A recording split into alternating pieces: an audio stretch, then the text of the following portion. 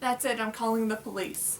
I can't do it. I don't know why, but I can't call the police. I just can't.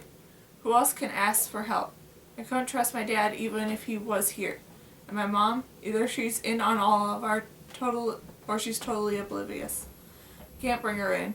She'll go ballistic 2 seconds after I mention Sarah's name. Henry can help me. He'll understand. I'm going downstairs. 30 minutes ago I crept down the stairs and stood in front of Henry's door. I stood there with my hand ready to knock, and then the strangest thing happened.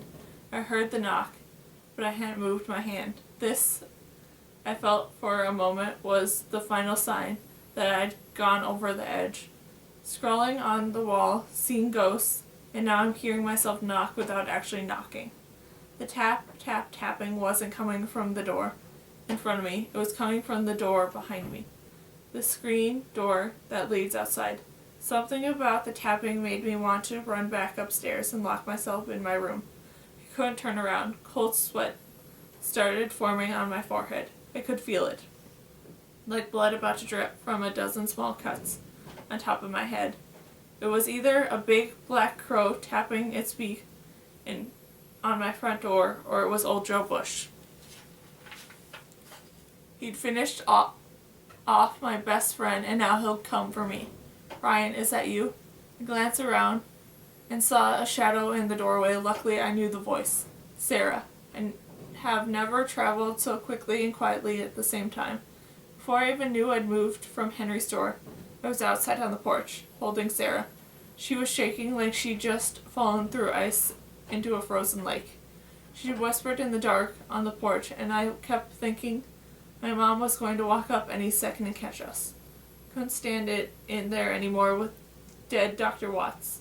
She said, whatever was outside when left away from the back door.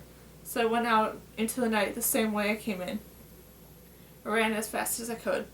My dad could be here any minute. I kept looking back, but there was nothing there. No ghost, just darkness. Sarah was in shock. She wasn't herself. She was like a robot repeating what she'd seen with a choppy voice full of air. She didn't understand we couldn't be there on the porch holding each other. Sarah, my dad, or my mom, for that matter, we can't get caught. I'll make an anonymous phone call tomorrow from the school about Dr. Watts so someone could find his dead body. You're okay. That's what's the important thing. Can you make it home without me?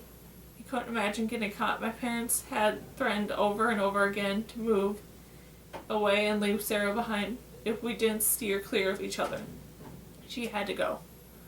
Sarah reached into her back pocket of her jeans. I think Dr. Watts was planning to bring this with him to the Crossbones meeting. Hold on to it, will you? I think it's important. I didn't want the envelope, but it had to get Sarah moving. My dad was going to appear out of the dark any second. I could feel him coming up Main Street. I just knew. Sarah, you have to go, I said, thinking that the envelope out of her hand and guiding her towards the porch steps. For some reason, I felt like I was pushing her towards the edge of a cliff. I hadn't even noticed she had her camera with her. It was like an appendage, a metal wiring thing stuck to her hand. She carried it around so much I hardly paid it any attention. I'll get my other camera from the Longhorns later, like around 4, before it gets light outside. I was concerned about her after what she'd seen. You should go get some sleep, I told her. You've been through a lot. She looks back at me all glassy-eyed, and I thought she might tumble down the steps.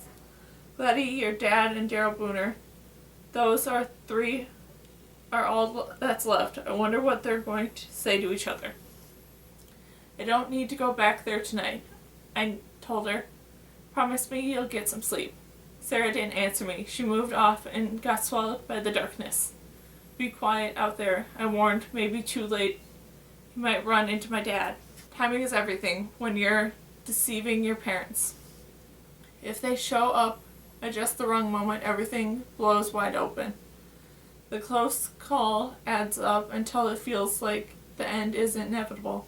It feels like the truth is going to get out there eventually. The only question is when. I made it downstairs with the envelope in my sweaty hand without Henry opening the door. But when I turned to face the room at the top of the stairs, someone was standing in front of it.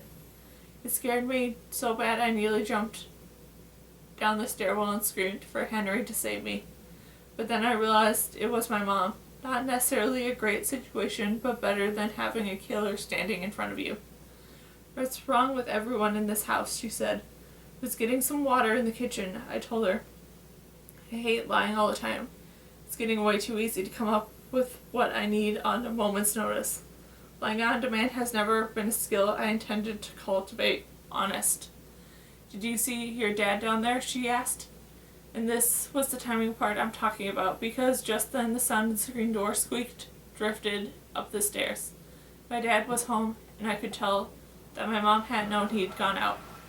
She was his problem now, not mine. "Get back in bed," she says. I think she'd figured he and Henry had snuck out to have some last-minute fun or something.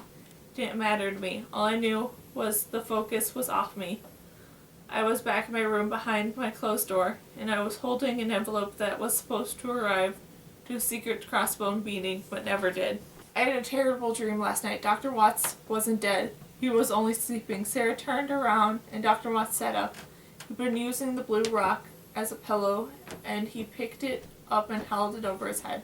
"You're not allowed in here." Sarah turned to the sound of his voice, and Dr. Watts bashed my best friend in the head with a blue rock. The blue rock turned red, and I woke up. Couldn't go back to sleep for a while. There was no noise in the house. It was crazy quiet, which always makes me try really hard to hear the smallest sound. It's a bad habit because I do hear things if I listen too carefully. I thought maybe I heard my dad's whisper closer than it should have been from under the door. I'm almost sure I heard the sound of a marker writing on the wall. Maybe I was half asleep and I don't know.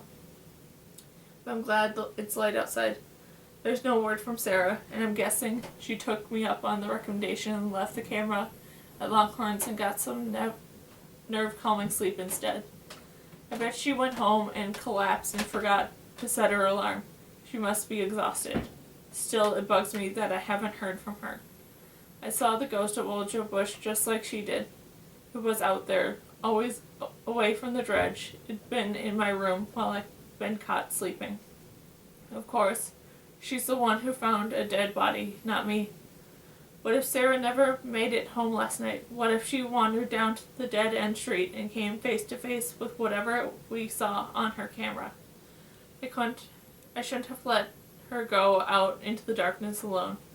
A real friend would have walked her home. She's fine. She's probably on her way to school. Mad at me for not opening this envelope. I was too afraid to tear it open last night. I think I'll wait until after breakfast. I need to get a few timing issues down straight before I open the envelope. Everything is starting to feel connected. Okay, here it goes. Last night was Wednesday until midnight, and then it's Thursday. The Crossbones met last night, right after midnight. Henry is scheduled to leave in a few hours, also Thursday. Things are going to get awfully quiet around here after that. Good thing I'll be back at school on Monday. Another story ran in the paper this morning about the burning down of the dredge. They've moved it up again. Now it's scheduled for demolition by flame.